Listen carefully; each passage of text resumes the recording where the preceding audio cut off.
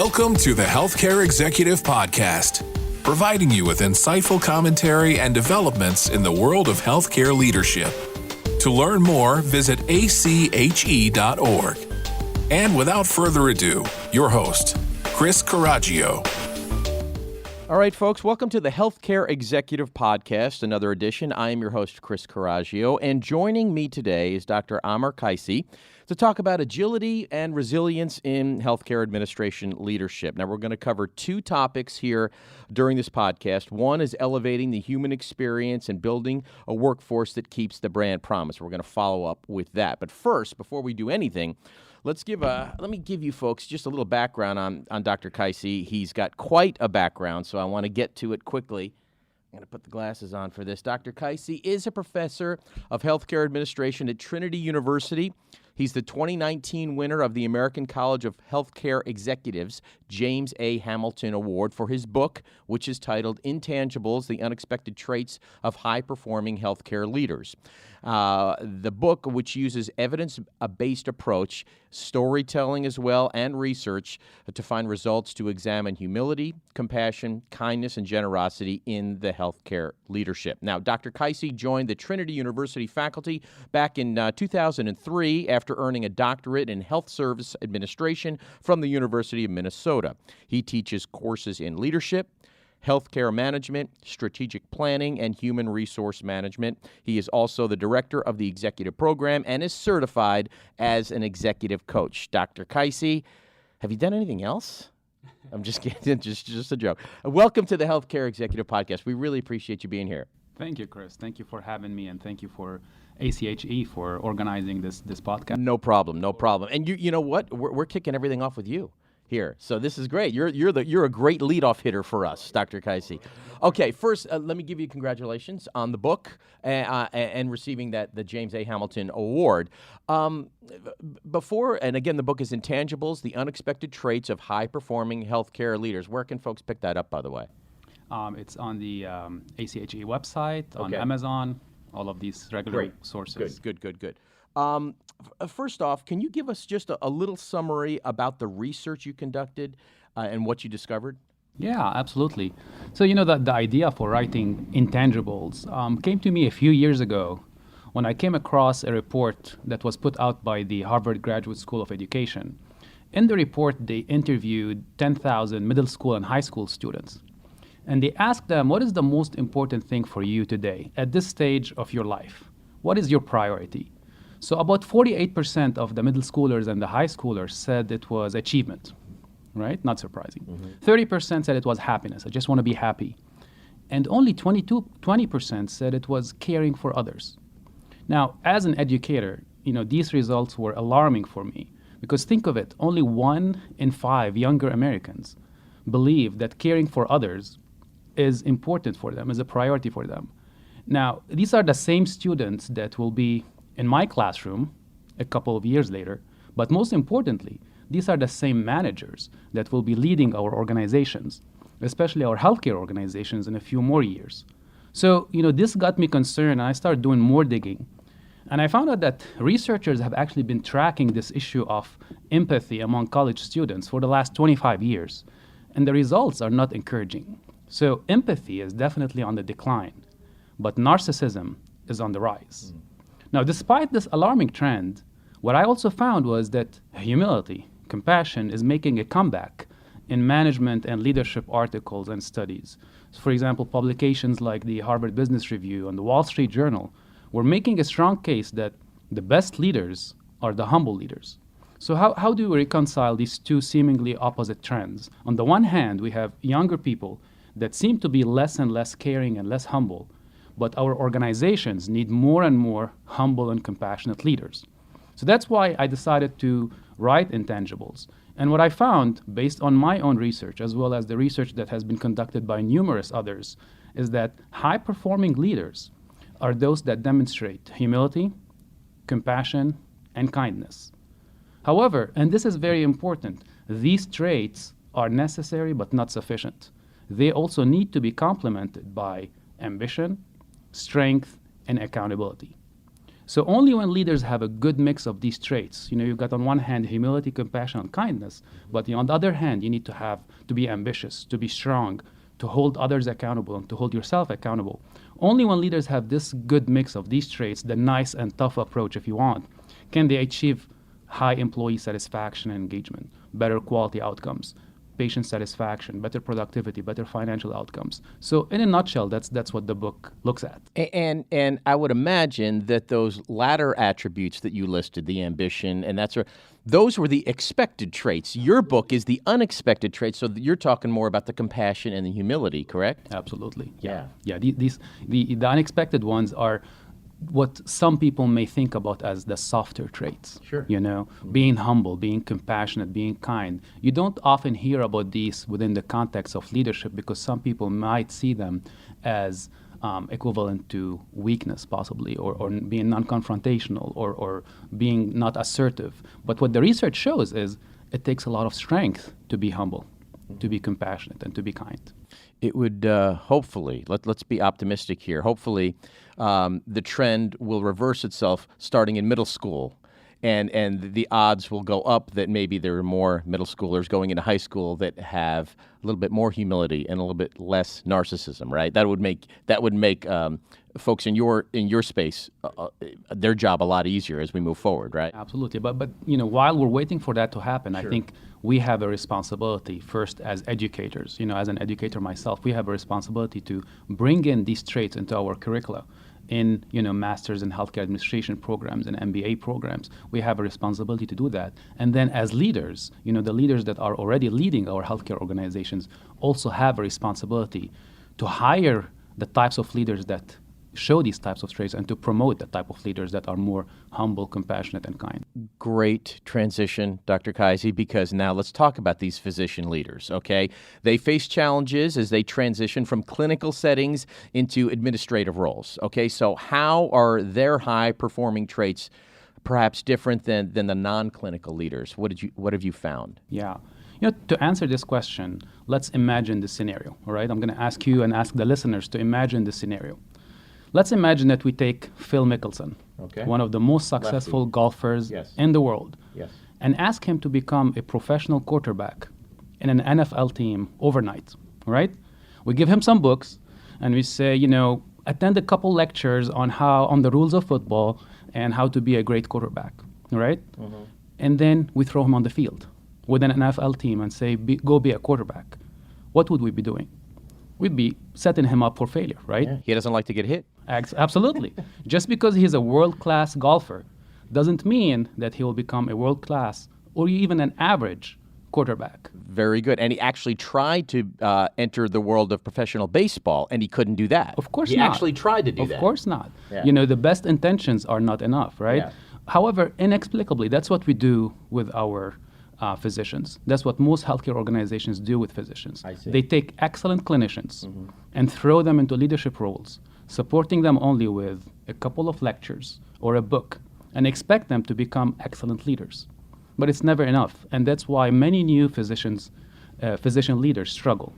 Because as you know, the curriculum in most medical schools and residency programs is heavily weighted towards the clinical skills versus the leadership and management skills. However, when the physicians transition from pure medicine to management and leadership, the importance of their technical skills decreases, but the value of managerial and personal leadership skills is magnified. So what is really worrying, and what I found in some of my research, is that if you think about it, the traits that are necessary for success as a clinician, such as autonomy, right, directness, narrow focus, firmness, these same traits can get in the way of your success as a leader. Sure. At the same time, the crucial attributes for leadership, such as humility and vulnerability, are considered weaknesses in medicine and are typically trained out of physicians over the years. So, how to solve this problem, right? In my opinion, I think the way to solve this problem is threefold. Physicians need to get graduate degrees in healthcare administration. They also need to join professional organizations and associations such as ACHE and attend these types of meetings, and also need to seek help from executive coaches So the MHA or the MBA degrees can first help address the knowledge gaps that physicians may have. Professional organizations such as ACHE can expose them to other physicians that are on similar journeys and also can complement their knowledge in addition to what they learn in the classroom. And finally, I strongly believe that executive coaching can play a huge role in helping physicians become more self-aware of their own leadership style and also can hold them accountable to work on their blind spots in terms of their leadership traits. Self-awareness is such an important thing to have, right? Especially in an administrative role when you transition in leadership. So it's great that you laid out how that blend needs to happen. Okay, let's talk about this. One of the ACHE seminars that you teach is about agility and resilience. Let's go back to maybe 10 years ago. How do things look now compared to 10 years ago when we're talking about change and how leaders kind of outmaneuver their peers, their competitors? Yeah. I remember starting my career in healthcare about 20 years ago, right? And I remember at the time, every article that you read or every presentation that you heard always started with how the rate of change in healthcare is so unprecedented and how healthcare is so uncertain and so volatile. It was true then, and I believe it's still true now. However, what I believe is more so than just uncertainty, I believe what we are facing is more and more complexity of change. It's not that we can't predict what's going to happen in the next few months. We know what's going to happen. It's just that a lot of changes are happening at the same time. Think of a few trends that we are facing today in our healthcare industry. Consumerism, for example, is on the rise, right? Mm-hmm. People want more price transparency. People want more convenient care locations. People want more shorter wait times. People are demanding to have an experience, and most of our healthcare organizations are not there yet in terms of meeting these expectations. So we have consumerism going on. At the same time, we have competition, which has greatly increased.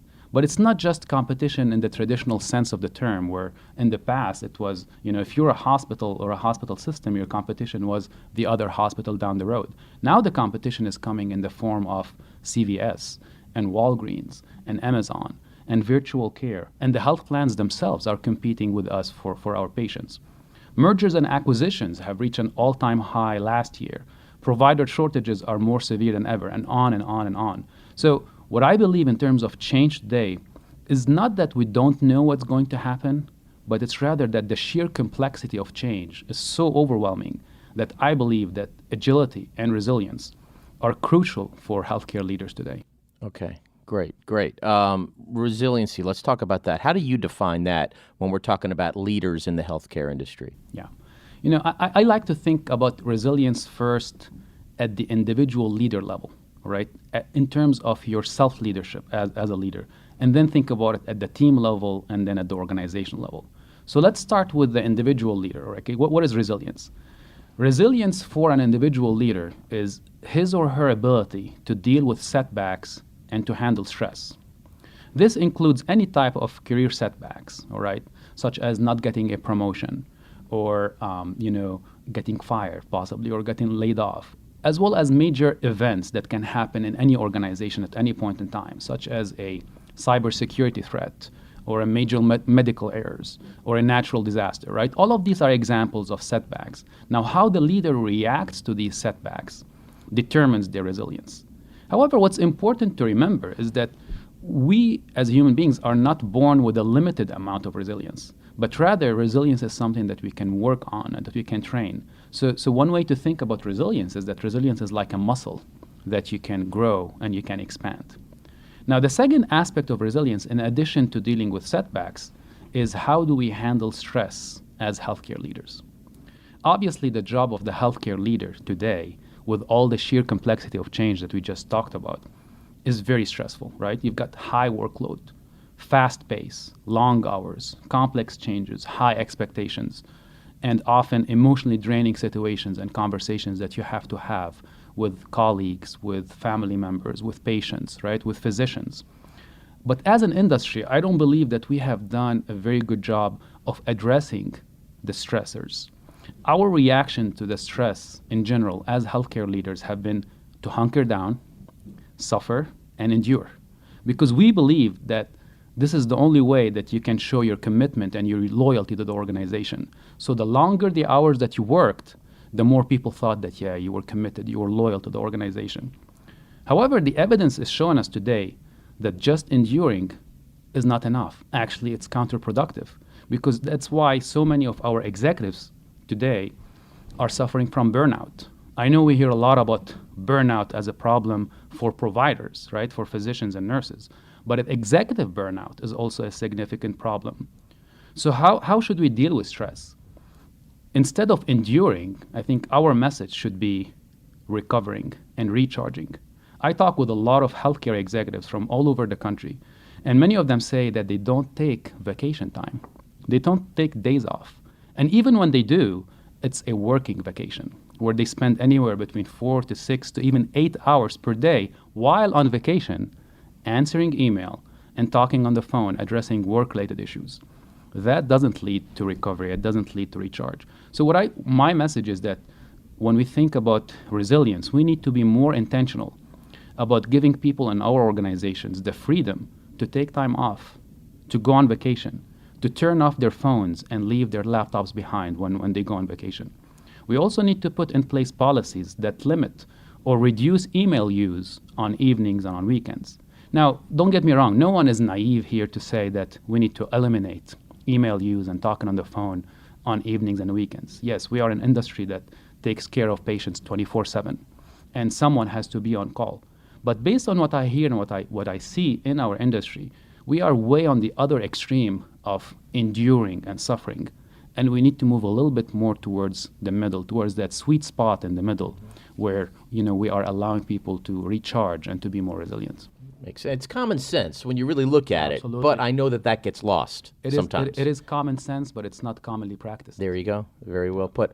Quickly, let's talk about human relations. Can you give us maybe a scenario or two when we're talking about patient care, clinical and non-clinical staff, when they kind of come upon change and how they should use resiliency in their world to be successful? Absolutely. You mentioned earlier self-awareness, right? Yes. I believe in addition to allowing people to recover and recharge, we also should work on allowing people to build more self-awareness and also to build more mindfulness to help them deal better with change as individuals and as teams and as organizations. As Harvard Business School professor Bill George once said, he said, self-awareness is the starting point of leadership. Recent research shows that 95% of leaders think that they are self-aware, but in reality, only 10 or 15% of them are self-aware.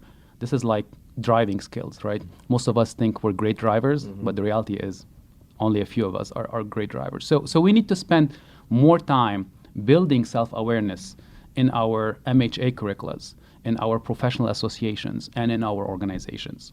Now, you may ask, what do self-aware people have?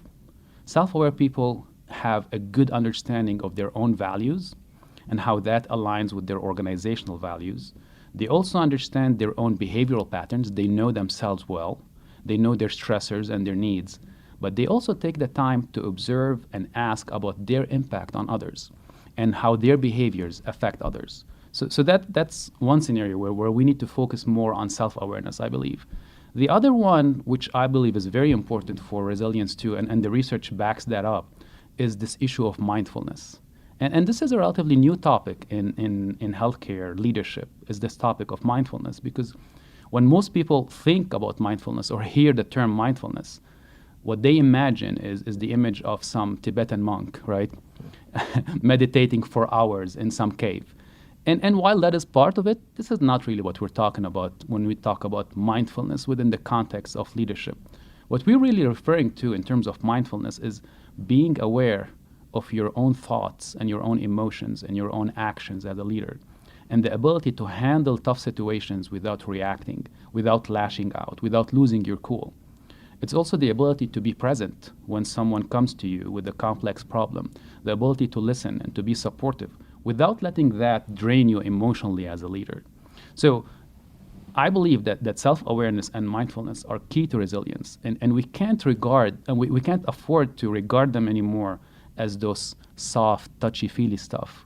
There's tons of research that shows that self-aware and mindful leaders outperform their counterparts on every single measure of performance, including financial outcomes. So it is not soft stuff, because it does have a direct impact on the core outcomes that every organization in healthcare today cares to measure, such as turnover rates, employee engagement, HCAP scores, productivity, and dare I say, profits. Mindfulness and self-awareness impact all of these things, and that's why we can't afford to regard them anymore as just luxuries or soft, touchy-feely stuff. And all this stuff's in your book, right? I mean, absolutely. Yep. Very well said. And self-awareness and mindfulness, they go together. I mean, they're very similar. Mm-hmm. They kind of cross over into one another. So I understand those two scenarios. Finally, as a member of ACHE, how was your experience and the relationships that you've built during your tenure as a member, health administrative press author, and faculty member? How has that impacted your career? Yeah, I remember I've been coming to Congress, to ACHE Congress, for almost 16 years now, almost every year. At Trinity University, which is where I work and where I'm a professor, each year we send the whole class of 23 to 25 students to attend Congress every single year. And our alumni association covers most of their expenses. So the students are here every year. So myself and my colleagues at Trinity, we attend Congress with the students every year and enjoy all the educational and networking opportunities that Congress and that ACHE provides.